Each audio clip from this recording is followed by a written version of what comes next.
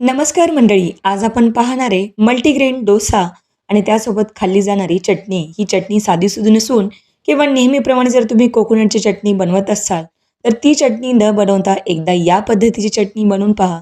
तुम्हाला नक्कीच आवडेल. अतिशय हेल्दी डोसा आहे. डोसा पातळ अगदी कुरकुरीत कसा व्हावा यासाठी सुद्धा मी काही खास टिप्स देणार आहे.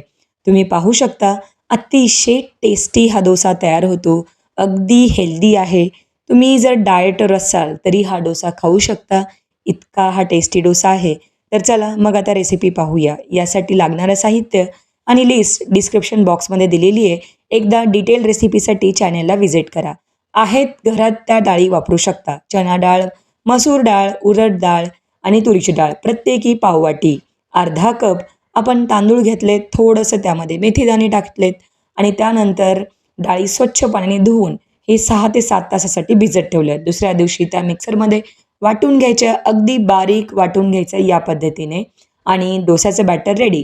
त्यानंतर चटणी करता आपण पॅनमध्ये उडदाची डाळ, चणा डाळ, हिंग, जिरे, कढीपत्ता, आपण हिरव्या मिरच्या, कांदा, खोबरं आणि टोमॅटो घेतलेलं आहे. त्याबरोबर पुदिना, लाल तिखट, हळद, मीठ, चवीनुसार भाजलेल्या जिऱ्याची पूड आणि धणेपूड.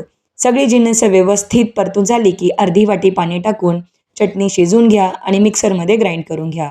चटणीच्या तडक्यासाठी आपण तडक्या पॅनमध्ये जिरं, मोहरी आणि कढीपत्ता टाकून त्याचबरोबर हिंग टाकायचं आहे आणि तडका तयार करून चटणी ग्राइंड केली की त्यावर ओतून घ्यायचं आहे.